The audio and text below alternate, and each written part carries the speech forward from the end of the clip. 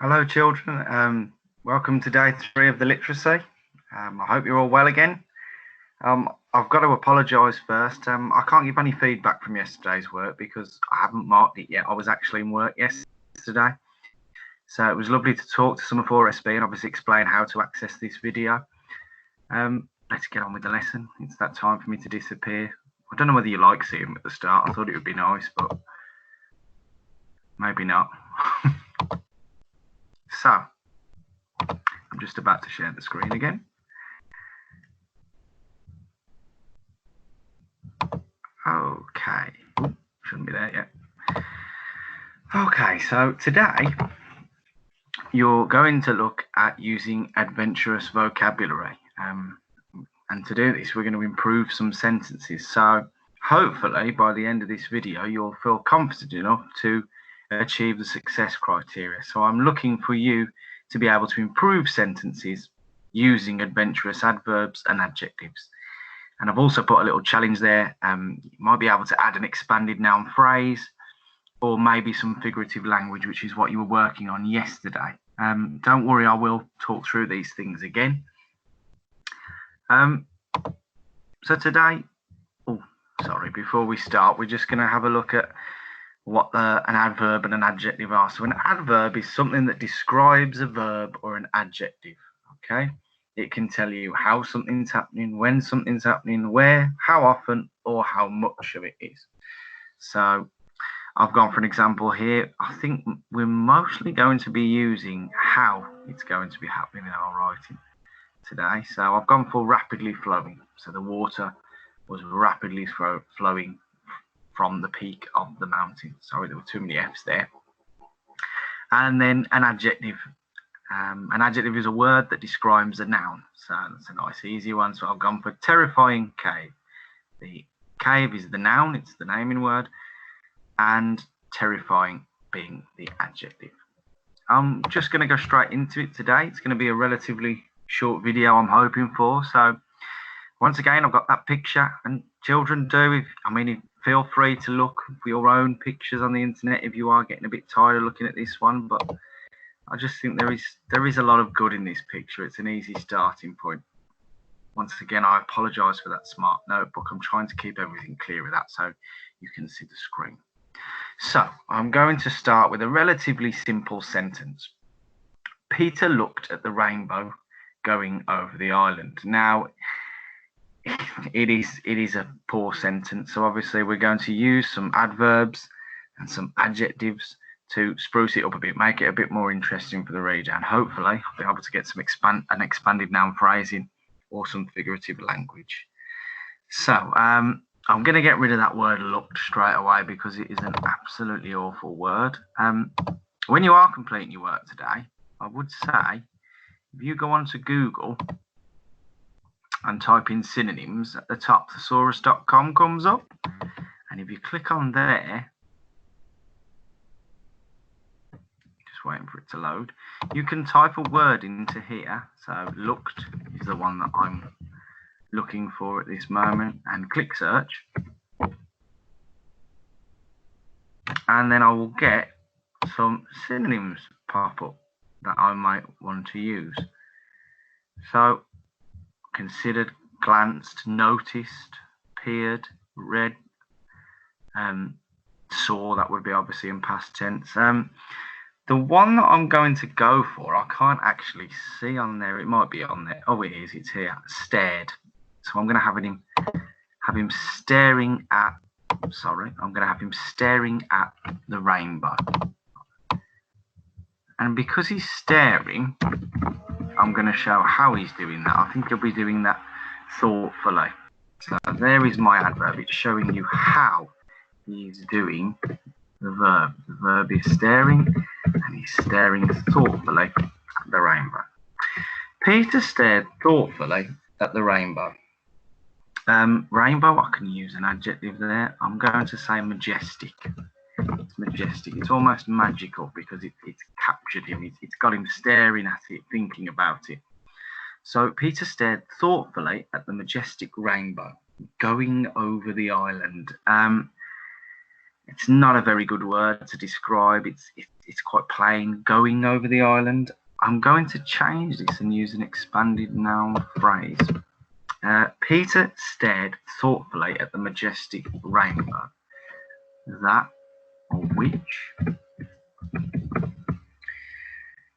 which stood over the island. There we go. And as you can see, I've also got some I've also got some figurative language in there showing that it stood there. So Peter stared thoughtfully at the majestic rainbow, and when you consider the sentence that it was at the start, it is vastly improved. It's much more interesting to read. Peter stared thoughtfully at the majestic rainbow which stood over the island. You can tell the character Peter is thinking about something. This may be maybe about the battle he's about to have with Captain Hook. It shows he's got something on his mind.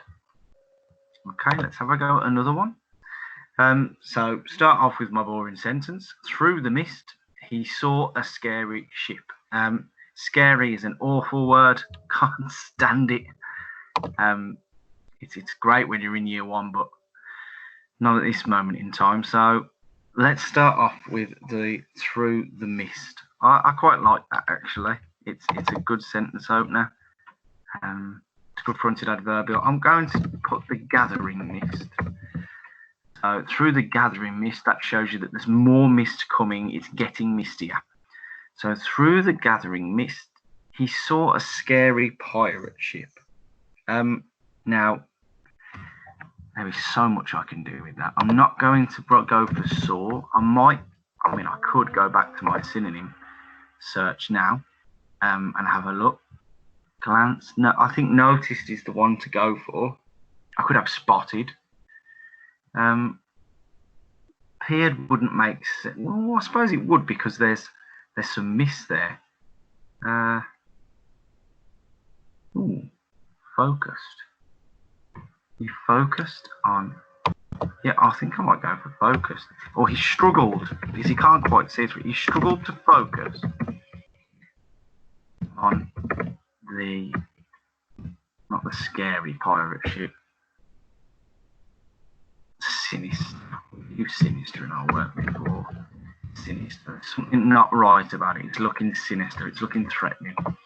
He struggled to focus on the sinister pirate ship. So there's a much more interesting adjective there that I've used. Sinister pirate ship. And now I'm thinking,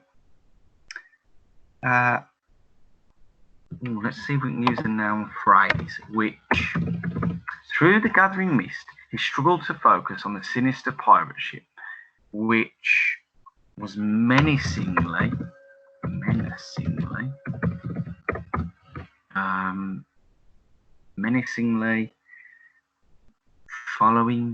stalking. So that's what an animal does when it is looking for its prey, especially a lion. It's stalking, it's looking for something, it's ready to pounce, which was menacingly stalking. So I've got an adverb there, menacingly. The water's edge. So it's at the edge of the water, and the edge of the water. So we've got an apostrophe there. Through the gathering mist, he struggled to focus on the sinister pirate ship, which was menacingly stalking the water's edge. So I've used an adjective there to describe the mist. You can see that it's getting mistier. I've used sinister pirate ship, which is much more interesting than scary. Again, you could have typed scary into here and have a look what it pops up. Not all of the words that it gives you will be appropriate, but there will certainly be some ideas. Which was menacingly stalking the water's edge. I've added my adverb there, menacingly, to show you how the ship was stalking. And I suppose I can highlight that there. That's the challenge. I should have done the others with blue, but never mind. So there's my success criteria. I'll do it now. There's an adjective. There's another adjective. And then I've got my adverb. So I'm using the success criteria. And I've also used some figurative language to say that it's stalking, because as we know, a boat can't stalk. So there we go. And finally, I'll just complete one more example with you, because hopefully you'll be itching to have a go yourself. The last one. From the rock, Peter could see fish in the sea. From the rock, Peter could see fish in the sea. I don't like the way I've repeated "see" in that sentence there, so I'm definitely going to look to improve this one. From the rock, let's use an adjective to describe the rock. I'm looking at it in the picture. The mossy rock, the jagged rock. From the jagged rock, I'm going to use a noun phrase and expand it. From the jagged rock which he sat upon, which he leant upon, which he crouched upon. So he's noticed the ship. He's starting to crouch now, and that's a good word to choose because it shows he doesn't want to be seen. From the jagged rock which he crouched upon. Had he just been looking at the island, there was no ship. I could have gone for from the jagged rock which he there's no ship in this sentence. He's just looking at the fish in the sea, so I'm not going to have him crouching. From the jagged rock which he swung his legs from. That shows you he's relaxed because he's sitting there, he's just swinging his legs, nothing's really bothering him. Peter could see the fish in the sea. From the jagged rock which he swung, from the jagged rock from which he swung his legs. There we go. From the jagged rock from the jagged rock from which he swung. Notice how I keep reading my sentence back to make sure that it makes sense. From the jagged rock from which he swung his legs. I don't need from there. From the jagged rock where he swung his legs. Peter could see fish in the sea. I don't like that at all. So I will go for Peter noticed. Peter noticed fish. Now again, I'm going to try and use an adjective for the fish. I'm going to say a frenzy of fish, which means they were going crazy. They were all darting around each other. And they were darting around each other. There was a frenzy of famished fish. There's my adjective. They're famished. They're hungry. That's why they're in a frenzy. They're going crazy. They're all after the same food. From the jagged rock from where he swung his legs. I don't like that too. From on the jagged rock from where he swung his legs. That sounds better. Peter noticed frenzy. It's a good job I'm reading and checking. Peter noticed a frenzy of famished fish. Frenzy of famished fish feeding.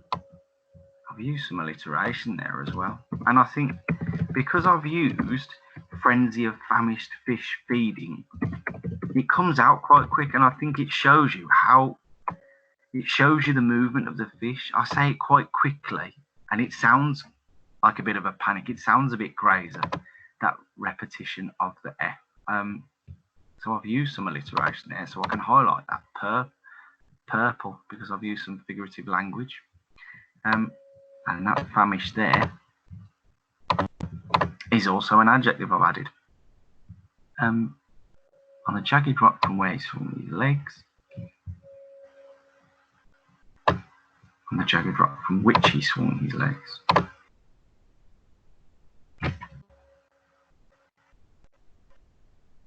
No, that's fine. Sorry, I'm really overthinking that one. But I'm glad you're seeing me doing it because this is part of writing. I mean, I've spent a good 5 minutes on this now. Well, near enough. On the jagged rock, I used an adjective there.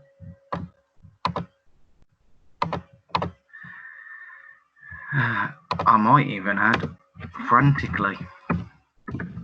Use an adverb, but that may well be overdoing the alliteration. We'll see. On the jagged rock from where he swung his legs, Peter noticed a frenzy of famished fish feeding frantically. That might be too many F's, but I think it sounds quite good. Right, I've completed 3 examples now, so I hope you're aware of what you need to do. Obviously, if you have got any problems, then message your teacher on your blog, and I'm sure they will be more than happy to help you. Just before I finish up the video, I'd like to show you your tasks. You'll get something that looks like this, and it says at the top, improve the sentences, remember to use adverbs and adjectives. And then in the brackets, I've got the challenge. And you've got 5 sentences there. Peter looked at the clouds on the mountain. It's up to you how you do it. You can, I don't know, you can just add an equals and then start typing your new sentence. You can press enter and type it underneath. It's up to you. You might want to delete it. If it was me, I would write the sentence on a piece of paper and just keep scribbling it out and changing things. And then when I was happy, I'd type it up into where it should go. It's completely up to you. So that's the end of this video. I hope you enjoy the lesson. I hope you enjoy doing it. I look forward to reading your work tomorrow. And of course, I will be looking at what you've done on Tuesday too. So take care, children. Goodbye.